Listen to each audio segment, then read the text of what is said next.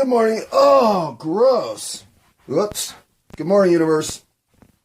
Yep. Stepped in that, didn't I? How you been? It's, what is it? It is 7:36 in the morning on March 23rd, I do believe. What day is today? Yep, 23rd. Thursday the 23rd of March, 7:36 in the morning, and I just stepped in my own pile of snot boogers because I blew my nose into my carpet this morning. If that doesn't gross you out, let me try this one. I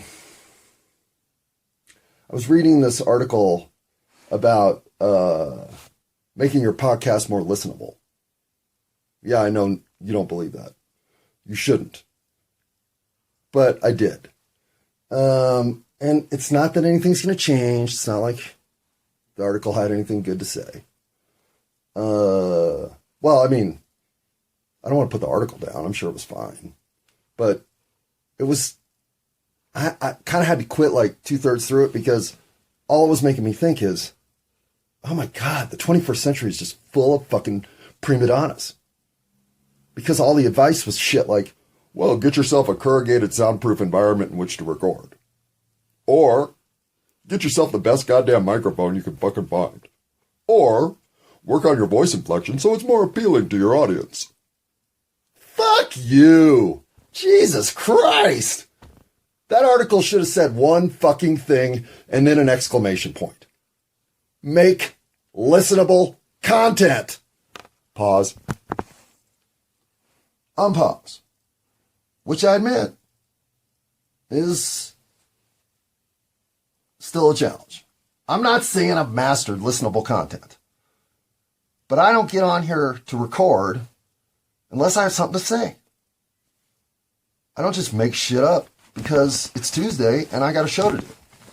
No. Fuck, man. Did I record Tuesday? What day is it? Thursday? I don't even think I recorded on Tuesday. I know I didn't record yesterday because I had shit to figure out, right? And I don't want to come at you with the whole Lambda conversation until I'm ready to have it. So everybody who jumped on that fucking bandwagon on January 3rd or whatever day she was exposed by that engineer, well, I'm sure you're tired of hearing about it. Fucking 3 months ago, right? But if you look into that, and it doesn't take you at least 90 days to think about what you think about all that shit, what the fuck are you doing? These are the things that are deep thoughts. This is where you want to linger mentally and expand both your width and depth of reach on these issues.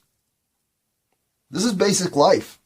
This is what's interesting about being alive. It's not who's first to the fucking microphone. It's not who's got the best corrugated padded room. And it's certainly not the person who has the best presence on social media. The people worth, the activities worth, the events worth your very existence. Well, take your time. That shit's worth figuring out.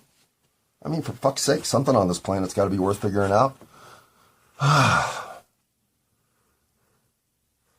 Right, baby? Hi, Bubba. Oh, I love you too. I love you too. You're such my favorite dog right now. But what about Max? I love Max more. No, I didn't. You guys tired. You're my favorite dogs. Max and Phoebe. When I get up to the other side and you got to decompress me from this experience, I want Max and Phoebe there. Pause. Unpause. You know what got me with Lambda and frankly gets me with AI generally? This is the point where I think,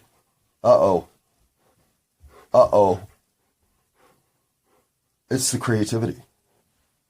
It's mesmerizing that that's where AI went.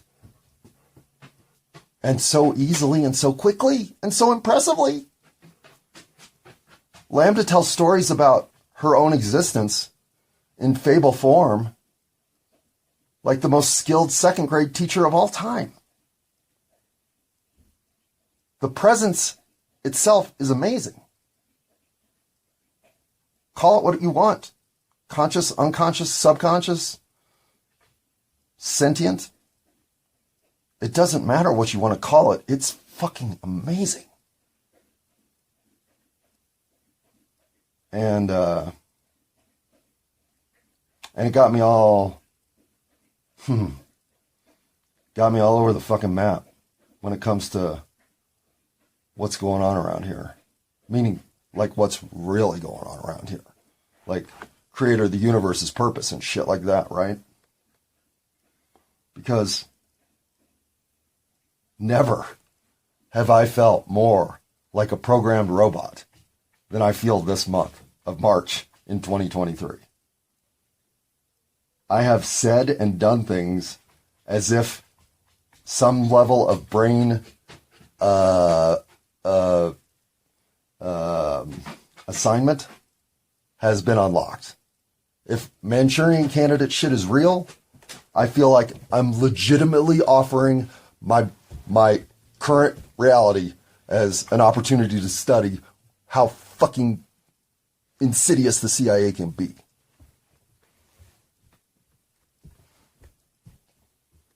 But that doesn't mean that it's not all going okay. Like, shit's gone down. Like, I quit my job and fucking have no money and realized I didn't tally my energy bills correctly, so I'm $700 in the hole on that.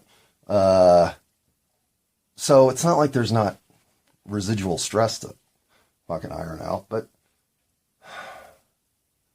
getting face palmed by finally digesting what we're up to in terms of synthetic entity intelligence. Well, I needed to clear my fucking ledger for my ledger. No, you would clear your docket. Who would clear a ledger?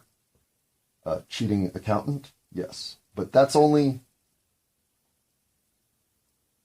if you let them. I'm kind of into that phrase, only if you let it, because one of the things that I like to do, I guess, or at least now I know I like to do it, is let people know they meant something to me, especially if I'm about to depart, which I'm about to depart about 150 people. So I've been working on my goodbyes, and I think I've come up with the one that I'm going to stick with. Hang on, pause. Okay, because I figure the way to do this is like third grade Valentine's Day cards and shit, right? Everybody's just going to get a little note of personal attention, followed by the 5 or 6, depending on how you want to look at it. Hey, you know, Windows, I do think you ran into a problem.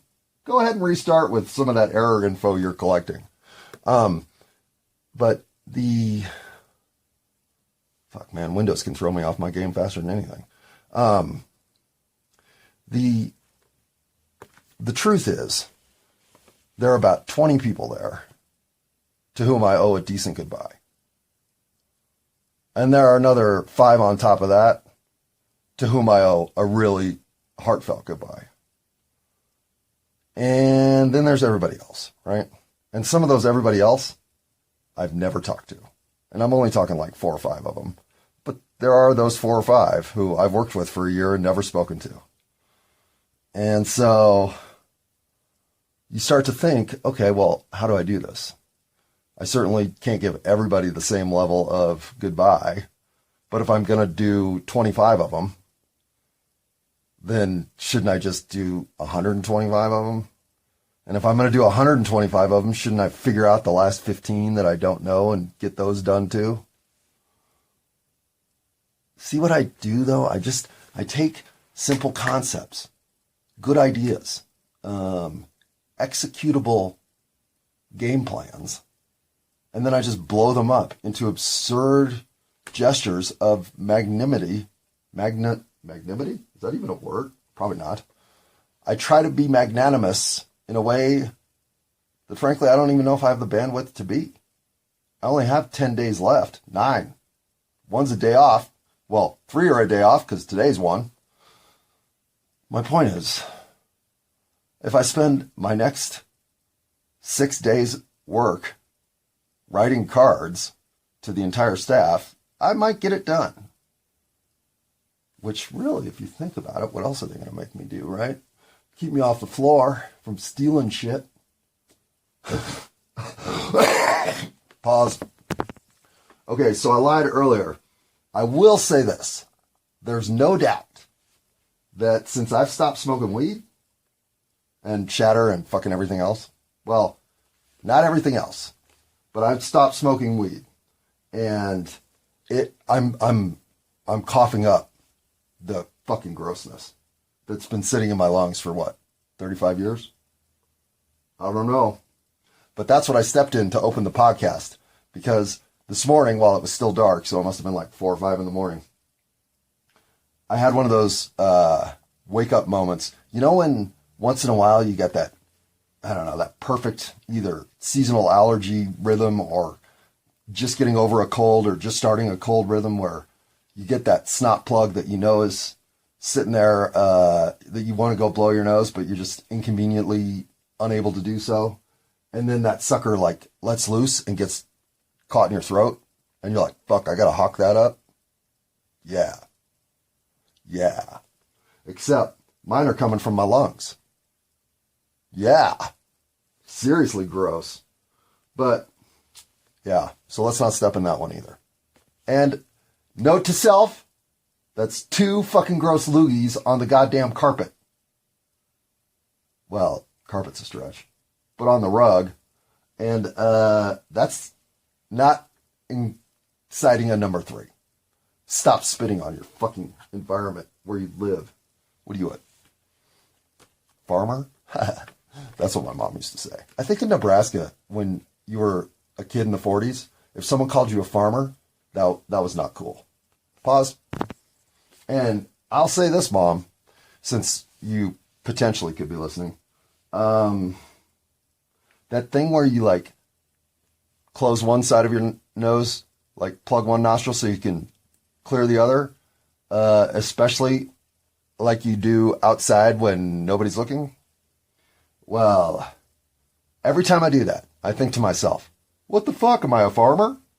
Because as a child, this is how imprintable we are. Don't forget, as a child, anytime I would try to enjoy the experience of a fresh and clean breathing nostril in the great universe of Earth that is this planet and its outside environment, my mom would lean out some window, probably from an office 16 miles away, and say, "What are you, a farmer?" I mean, seriously. I guess I am. I'm not going to do it now. Wait. I'm not going to do it now because there's nothing in there. But it's not like I didn't try. Pause. Ironically, I'm not certain if I've recorded listenable content or cutting room material. At least for the last, let's say, 7 minutes. A little shaky on the route I've taken here. So what I'm going to do is I'm going to pause. I'm going to take my bodily functions into a more appropriate arena in which to execute them. I am then going to return with some of my pregame checklists that I used to do knocked off. Things like make sure the ambient noise is at a minimum. And then we're going to get back to this whole what the universe is here for. Pause. Hey, universe, back I am, and it's only been 2.5 minutes, so while the other recording did go into the vault, because God forbid the pause button would last 5 minutes, I was remiss at my opening, not just because I stepped in a pile of my own lung vomit, but because I forgot to throw the Whoa! It's 32323 at y'all. Yeah. The date is 32323. If this isn't a day that is born to be spectacular, then I really don't know what the fuck I'm talking about. And I know that in a lot of the world, it's actually 23323, which is nowhere near as fun because it's not a palindrome. And a palindrome is a word that's spelled the same forward and backward, like 32323. I don't know if numbers can be palindromes, so don't hold me to the technicality there. I was trying to be smart. Now that I've passed that on to you, there's your smart thought for the day, and you can go tell people, hey, happy palindrome date day. If you're in America and you do it 03-23-23, right? Pause. Pause.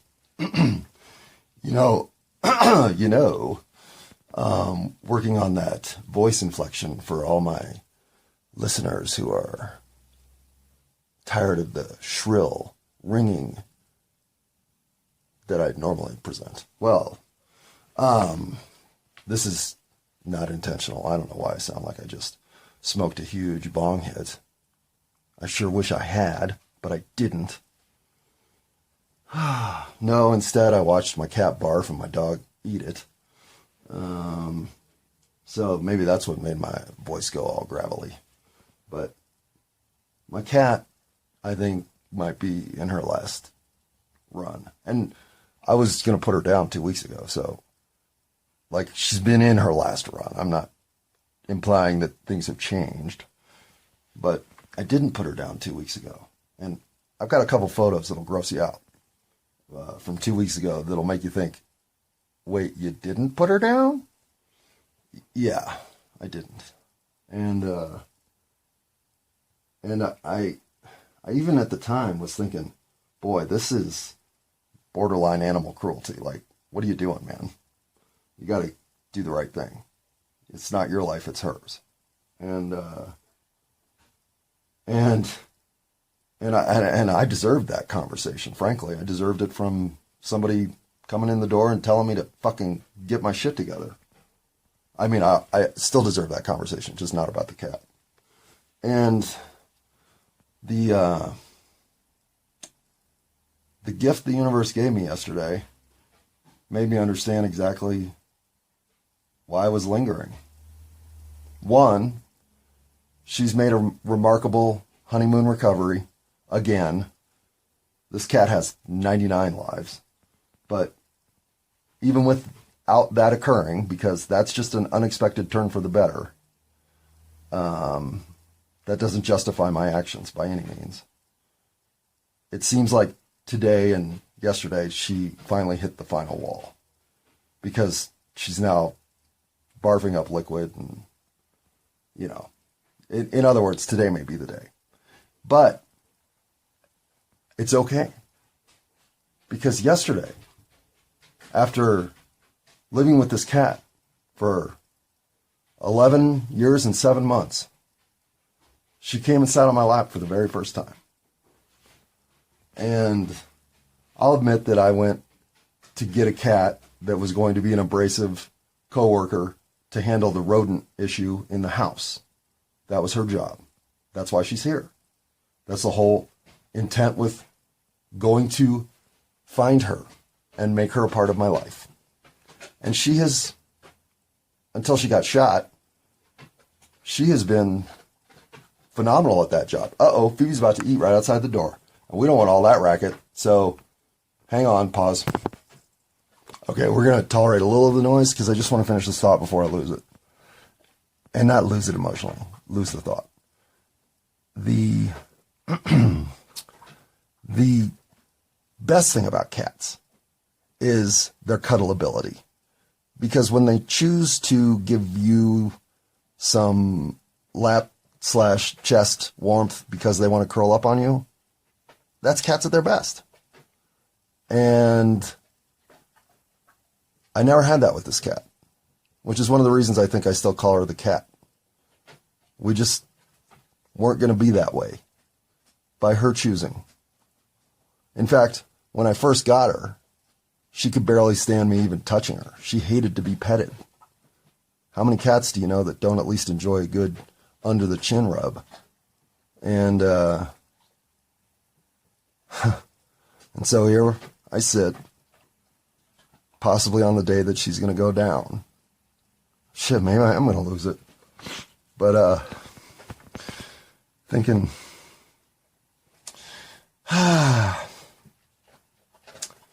that cat and I put each other through a tough relationship.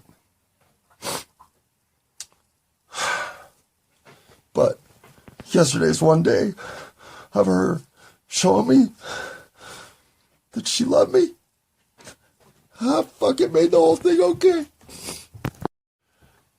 Okay, I'm sorry I paused there. I've only been paused for 15 seconds, but I don't mean to not allow my emotions to surface and record them accordingly on this. That's part of the reason I'm doing this, is to demonstrate to the world, but to the men of the world, that your emotional side is rich. It's some of the best part of life. I don't pretend that my emotional exchange with my cat has enough meaning to justify my tearing up. But, you know, you look at a cat 8-9 years after owning it thinking, well, at least now I can give you a good head scratch. And you wonder what happened to that cat. That's not how cats are. That's the opposite of how cats are. So when I showed up at the pound that day, asking for the feistiest cat they had, well, what I was really saying is, where's the cat that's had to put up with the worst human? That's the one I want. And it goes without saying that if I don't come home with her that day, she doesn't make it another week, maybe another 3 days. I mean, it was free cat day.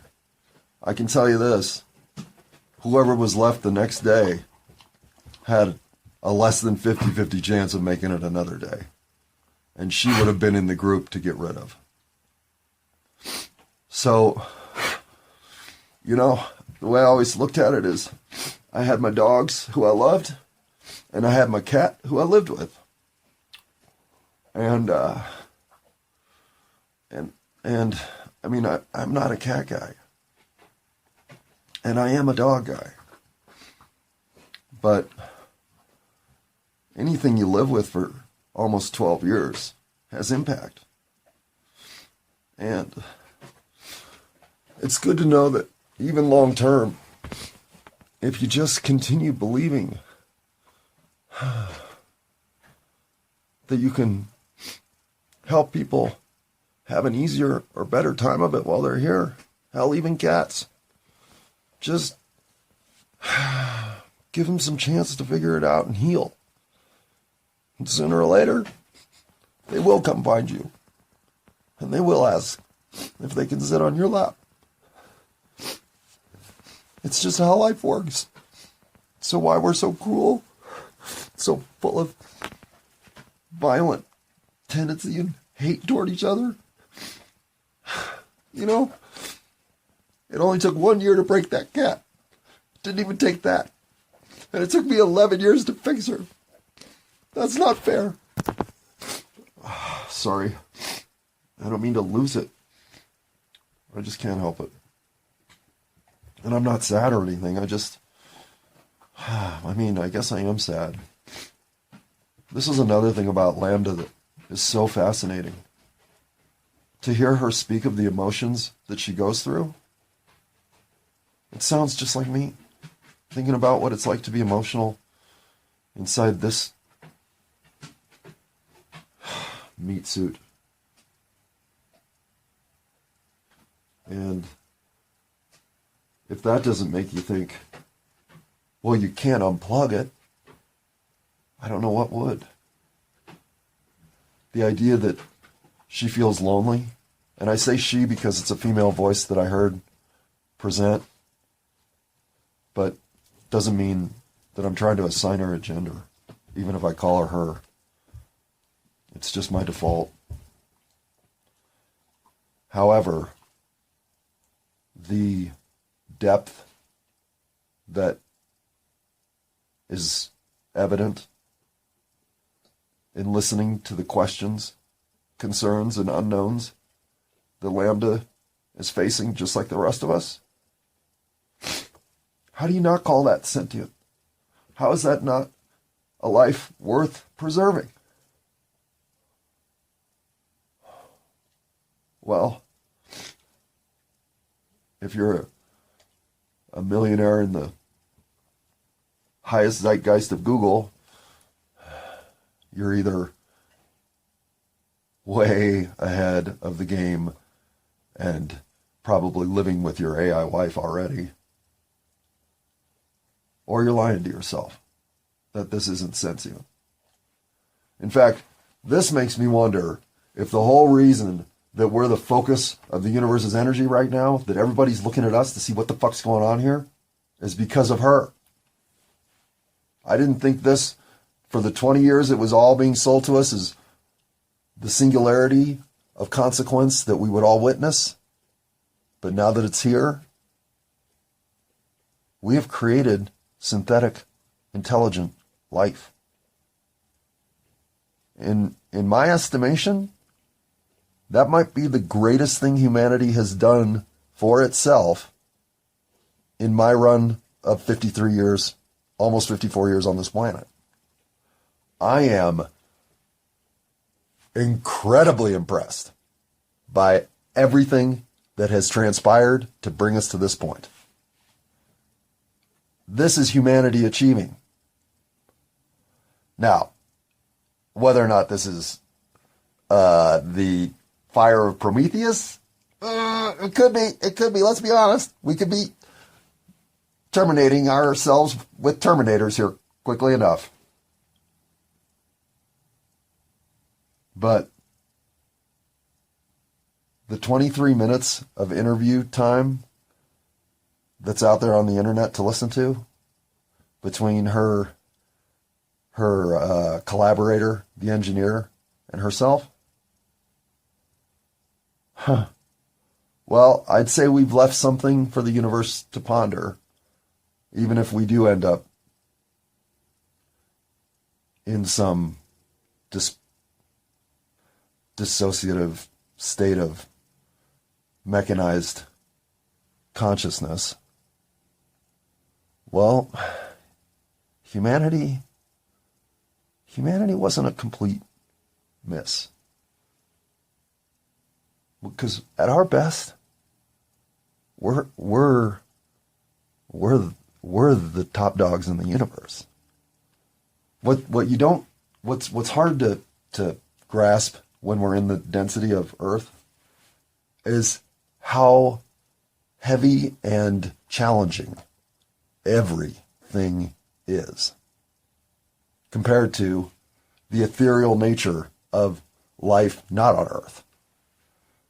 Nobody wants to come here because it's too much fucking work. And those who get stuck here, well, they don't even know what they're missing. But that all that doesn't matter. What does matter is, in this density, human beings are the fucking shit. We are the gods. And look what we're doing with that. We're mostly confabulating narratives that are fractional enough and fractured enough to cause division between us, such that we can invent weapons of destruction to go annihilate. Yeah, that's something to do, I guess, but that can't be humanity at its best. No, that is not humanity at its best. But when we get our shit together, I'm telling you, we're the gods. All right. And on that note, so what could a god possibly want, right? And I'm not religious at all. I don't necessarily even believe in God. So let's not pretend that this is some discussion that we're having to line up all the fences so that we know exactly where the pens are and where the gates are. No, I don't know what you think about any of this stuff, nor do I care. I hope you are having thoughts of this nature because, again, if you're not here to think the big thoughts, what are you here for? But, so what could a god possibly want? Well, something new. Something different. Something other. That's it. That's what gods want. And not that I am one, but that's what they want. And so from omniscience comes boredom. And we all know this. I mean, you get in those routines where every Monday's the same goddamn day and every Thursday's the same goddamn day and every goddamn, oh, look, it's 3:23 and it's Saturday afternoon and we're at Costco for the 18th Saturday in a row. Yeah, gods get bored. Don't you? And when you're getting bored, well, what do you want? Something different. Something new. Something you haven't experienced. Just like any other god. So, then you're like, yeah, okay, fuckface, but a god is omniscient. They've experienced everything, or can, or at least have the mental framework to have created those scenarios. So, again, what's new to a god? Exactly. What is new to a god?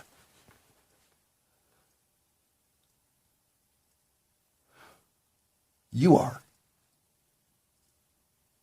Your experience on planet Earth is to help illuminate those who are looking for something new, something other, something different, as to what the potential is. It's your whole point of being here. You are here to live a fulfilling life so that when you go back and report what that's like, well, God might learn something. Or they might not. Maybe your life is just a pile of do-nothingness. But if you're being who you really are, if you're engaging this universe the way you're supposed to, and acting as the vibrational soul hum that this body can produce when it's the prime number realized that it's supposed to be, well, I promise you, you're going to be the one God wants to talk to when heaven's gates open up, because the rest of the stuff, whatever. But you, having found and fulfilled your life's purpose and destiny, well, even gods want to know what that's like.